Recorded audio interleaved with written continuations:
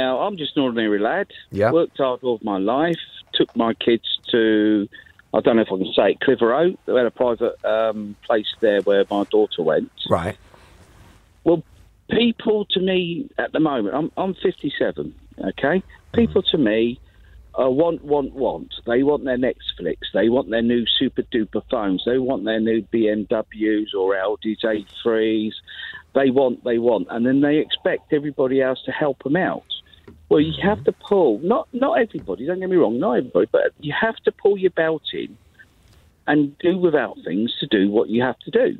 But Bob, like the average childcare cost is 14 grand. You're not going to be able to, you can cut back your Netflix all you like, you're not going to be able to afford it. Listen, I was just working on the bins. Right. In Clitheroe. Yeah. With the council wages, and the council wages are very, very poor. And yet I could do a private school. But things have changed. I mean, when was that, Bob? She's 23 now. So when were you doing that in Clitheroe? Well, my average wage was about £250. Yeah, but when was this? I moved up north in 2000. I think she was 6 months. Yeah, about 23 years. But housing costs are so much more expensive than it was. That things have changed. Like, it's not that easy. Don't laugh. My poll tax was dearer in Clitheroe than what it was downtown. Well, yeah, okay, yeah, of course. There's always going to be some variations, but housing costs are massively increased in the last 20 years, both in house price costs and rents in relative terms.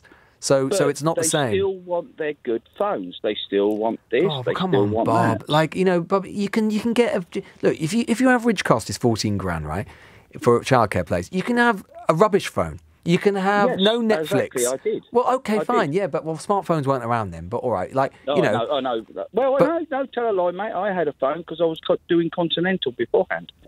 Okay, but my point is, what I'm saying to you is, you can cancel your Netflix, whatever that is, £8 a month. Yeah. You can get a cheap phone or whatever. It ain't going to amount to 14 grand.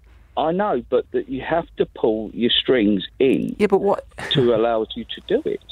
Yeah, but what? I had to. I wasn't on mega money. I had a cheap little runaround car, what I bought from the auction for £500.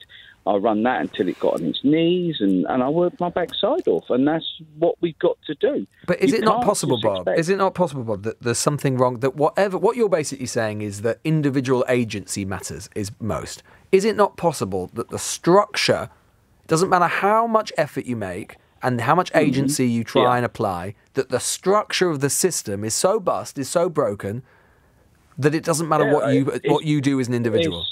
Surely you can see that. Yeah, but they got more help. They've got more help now. And I do agree with that gentleman saying that his daughter or his child could not get in because there's not enough people. Yeah. There's somewhere along the line, something's not right. The government should actually just say, right, that's how much you get and fund it down, like they do with the doctors. They get so much per child. All right. Okay. And not actually beg money from us, like to beg money to do the job. All right, Bob. Bob in St Helens there. Say, perfectly fine, but as I say, I do get a bit frustrated with this argument about Netflix and phones or whatever. This is not modern Britain. Like, it doesn't matter. You can get rid of Netflix, you get rid of your phone. When rent is so high, when mortgages are so high, when inflation is so high, when childcare is so high, childcare costs are so high, you can cut that back as you want, but like the sort of slightly boomerish view that, that if everyone, it was just so much, it was just as hard back then as it is now. No, it wasn't. Look at any of the data, any of the metrics. Things are harder now than it was then. I know some of you will be spitting into your afternoon coffee at that, but it is just factually true. I'm sorry to say you've caused me considerable distress by gosh, I'm sorry to hear that. Yes, well, your opinions, unfortunately, seem to be shared by the majority of people. The fact is, you're trying to say that the fact that this piece of land is green, it doesn't matter. What matters is it produces food. And we cannot keep on losing land which can be food producing, because in future, owing to global warming, we are not going to be able to import food in the same quantity as is currently the case.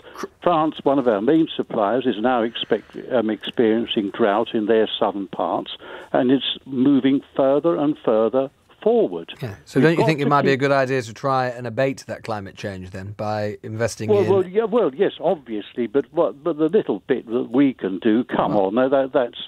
But Chris, you're in Croydon, right? You're in Croydon, so you're not far from the Greenbelt, whatever. Then what is the land like around the Greenbelt? Do you think there's much food being produced there? No, there isn't much food. Exactly.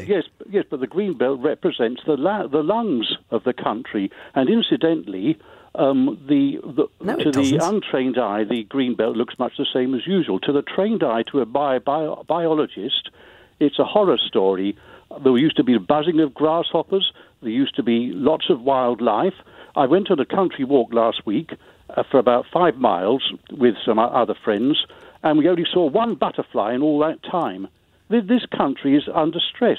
Yeah, but also, Chris, environment. You've got. But you know what else? But you know what else puts our environment and wildlife under stress? The endless exploitation and emission of fossil fuels.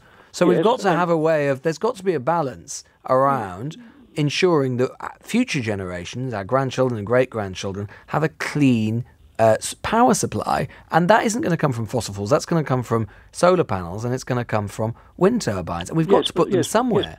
Yes, but you don't have to stick them on land that is capable of producing food. And the other thing you've got to do... A lot of this land is never going to be producing food. In fact, we often pay farmers not to use it to produce food. Well, so we might as well put... We're going to jolly well have to in future, as I'm telling you, because there'll be a shortage of it. And the other thing we've got to do, of course, is to recognise that there's a limit to the number of people who can live in this country, which there... 90% of Britain is undeveloped.